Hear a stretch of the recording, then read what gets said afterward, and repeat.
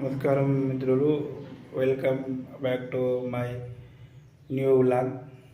Today వీడియోలో main వచ్చేసి వ్లాగ్లో రీసెంట్గా మనం ఒక 2-3 వ్లాగులు చేయడం జరిగింది.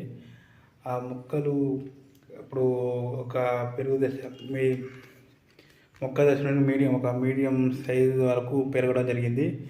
అదే గత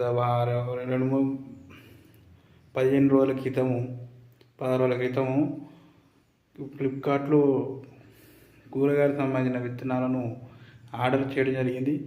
అవి భూమిలో విత్తడం జరిగింది. వాటి యొక్క పెరుగుదల గురించి ఈ వీడియోలో కొద్దిగా పెరగడం జరిగింది. మొలక దశ నుంచి కొద్దిగా చిగురించి 5-6 కొమ్మలు రెమ్మలు రావడం జరిగింది. మిత్రులారా, దయచేసి ఈ వీడియో చూస్తారని, వీలైతే నచ్చితే లైక్ చేస్తారు, కామెంట్ చేస్తారని, సబ్స్క్రైబ్ చేస్తారని కోరుకుంటాను.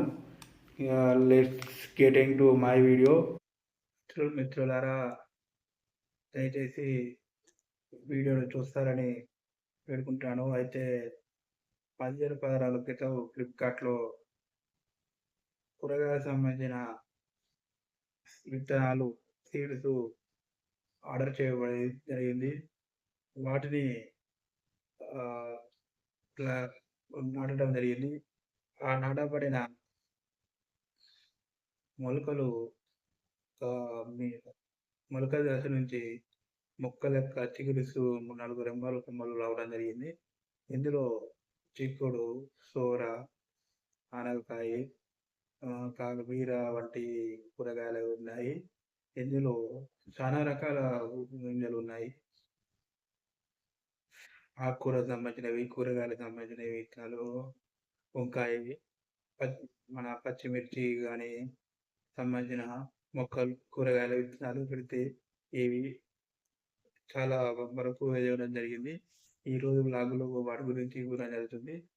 ఫ్రెండ్స్, ఒక 15 రోజులు బట్టి మంచిగా నీళ్ళు చిగురించి మంచి పెరగడం జరుగుతుంది. ఫ్రెండ్స్, ఒక 15 రోజులు వచ్చింది. వీటిని 15 రోజుల బట్టి 16 రోజులు బట్టి డైలీ మంచి వాటికి వాటర్ కానీ, ఇక నేను పెస్టిసైడ్స్ అంటే షాప్లో కాకుండా మన పేడ ఉంటుంది కానీ పేడ ఇట్లా కలిపి వేయడం జరుగుతుంది.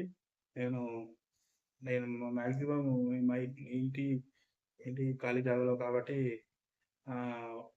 ఆర్గానిక్ వేలోనే సేంద్రియ ఎరువుతోనే వేయాలని నేను అనుకున్నానండి. అంటే ఇంట్లో కూరగాయల వచ్చి దాని లెక్క కాకుండా కనీసం ఇంట్లో పచ్చదనం అన్న, కూరగాయల దిగుబడి వచ్చినా రాని మన ఇంట్లో పచ్చదనం అనేది ఉంటే ఏదో ఎంతో మంచిగా అనే భావనతోటి ఇలా ఇన్ని రకాల కూరగాయల మొక్కలు, ఆకుకూరల మొక్కలు నాటడం జరిగింది.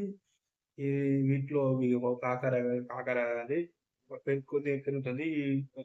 ఒక మెయిన్ దశకు పెరిగిందనుకో, దాని పెరుగుదల మన ఇప్పటి వరకు కాపాడితే దాని పెరుగుదల దానికి ఉంటుందండి. ఇప్పుడు గులాబీ మొక్కలు ఎంతో మంచిగా కొంచెం చాలా రోజులు బట్టి పట్టేది. అంటే ఒక నెల పాటు వాటికి కరెక్ట్ దాని పోషణ కానీ ఉంటే అవి ఎనుకుంటే మనం ఏం చేసినా అవి పోవండి. ఇవి కూడా సేవ్ చేయండి. ఇట్లా చాలా రకాలు ఉన్నాయండి.